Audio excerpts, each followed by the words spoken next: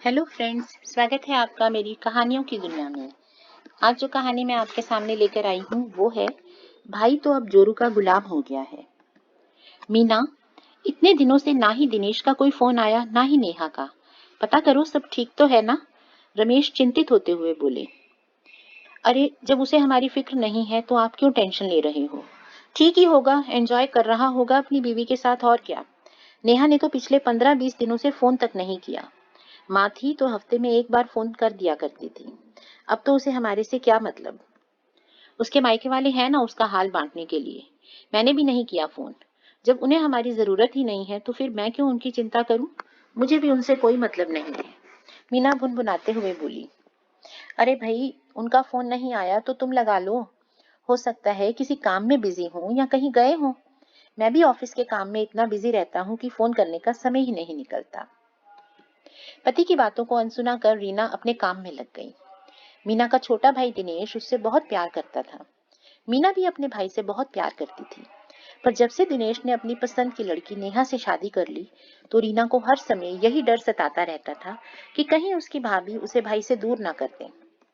वैसे नेहा बहुत ही सुशील और संस्कारी लड़की थी, और वह भी उससे इतना ही प्यार करती थी जितना दिनेश करता था। पर कहते हैं ना, शक का कोई इलाज नहीं होता। भाई भाभी के इतना चाहने के बाद भी रीना को लगता था मेरा भाई तो अब जोरू का गुलाम है, मुझे पूछता ही नहीं। आखिर रमेश जी से रहा नहीं गया। उन्होंने दिनेश को फोन लगाया तो नेहा ने उठाया।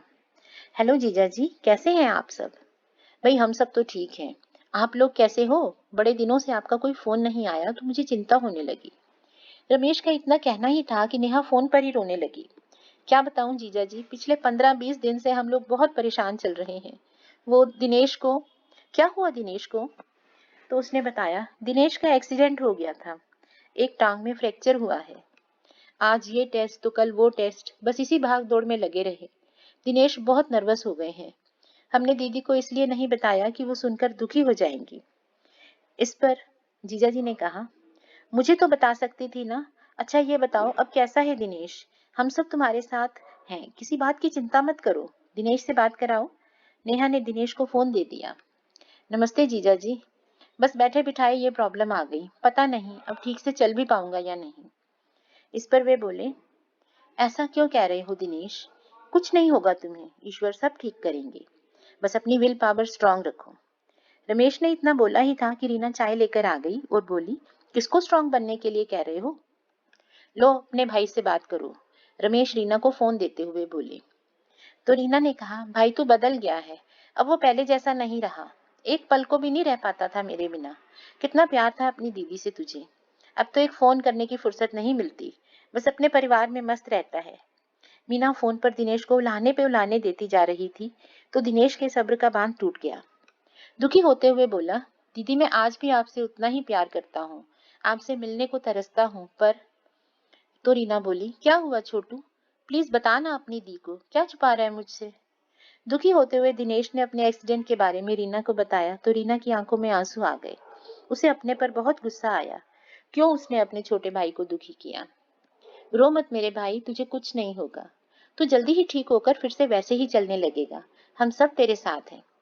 और फिर वो बोल रही थी, कितनी बुरी बहन हूं मैं। उधर मेरा भाई दर्द से गुजर रहा था और इधर मुझे अपने मान सम्मान की पड़ी थी। क्यों मुझे उसकी तकलीफ का एहसास तक नहीं हुआ? मीना अपने को कोसे जा रही थी। आंसू थे कि थमने का नाम ही नहीं ले रहे थे। रमेश रीना को ढांढस बढ़ाते हुए बोले, देखो, जो होना था सो हो गया। अब रोने से कोई फायदा नहीं है। तुम तैयारी कर लो, हम कल ही निकलते हैं। मीना और रमेश दिनेश नेहा के पास पहुंच गए। मीना को देखकर दिनेश बच्चों की तरह फफक फफक कर रोने लगा।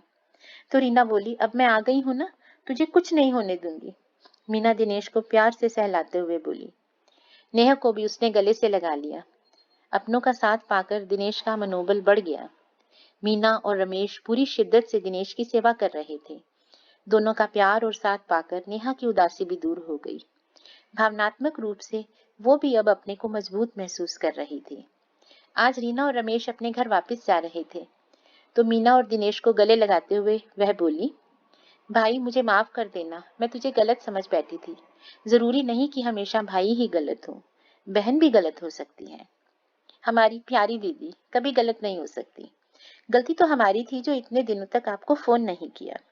नेहा रीना के गले में बाहें डालती हुई बोली। नेहा की बात सुनकर रीना के चेहरे पर मुस्कान आ गई।